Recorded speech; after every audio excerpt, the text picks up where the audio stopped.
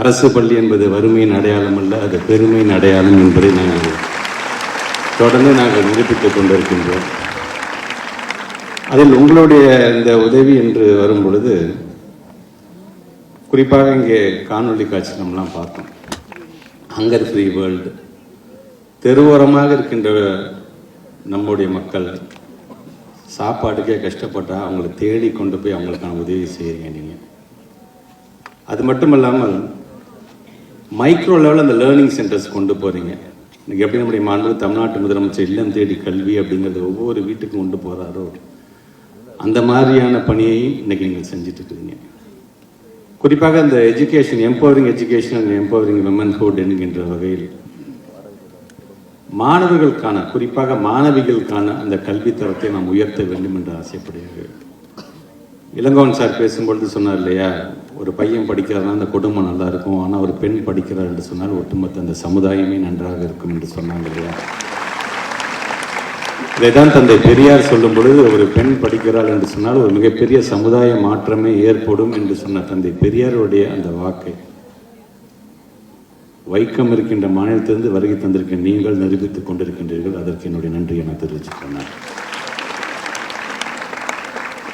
கடந்த ஆண்டு திருச்சி மாவட்டத்தில் நடந்த நம்ம ஸ்கூல் நம்ம ஒரு பள்ளியினுடைய கான்க்ளேவில் வந்து நீங்கள் ஒரு மலபார் சேரிட்டபிள் ட்ரஸ்ட் வந்து ஒரு எம்ஓயு நீங்கள் சைன் பண்ணீங்க.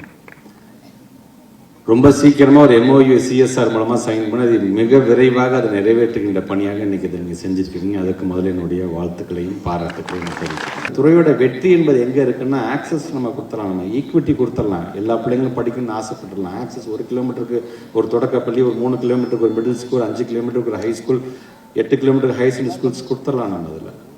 ஸோ நமக்கான ஒரு மிகப்பெரிய பங்களிப்பு நல்ல விதத்தில் அட்மினிஸ்ட்ரேட் பண்ணிடலாம், பல்வேறு திட்டங்களை கொண்டு வரலாம். ஆனால் இதெல்லாம் எங்கே போய் நிற்கும் என்று பார்த்தீங்கன்னா, ஃபைனல் ரிசல்ட் அப்படின்னு பார்த்தீங்கன்னா லேர்னிங் அவுட்கம்.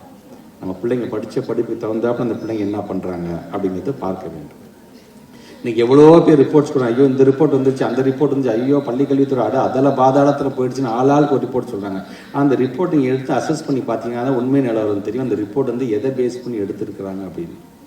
ஆக இதையெல்லாம் ஒதுக்கி வச்சுருங்க. ஆளாள் பண்ணுறாங்க, அவங்க என்ன பண்ணுறது, நம்ம பிள்ளைங்க நாமளே நம்ம அசஸ் பண்ணுவோம், நம்மளுடைய பெற்றவங்க சொல்லட்டும், நம்முடைய ஆசிரியர் பெருமக்கள் சொல்லட்டும். இன்னைக்கு ஆக இன்றைக்கி ரிப்போர்ட்டை நாம் அதை பேஸ் பண்ணி நம்ம கொண்டு போயிட்டுருக்கோம் நாங்கள்.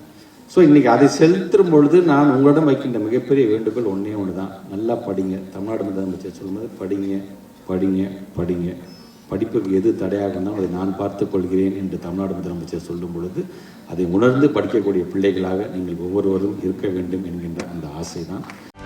செய்திகளை உடனுக்குடனும் துல்லியமாகவும் தெரிந்து கொள்ள சப்ஸ்கிரைப் பண்ணுங்க.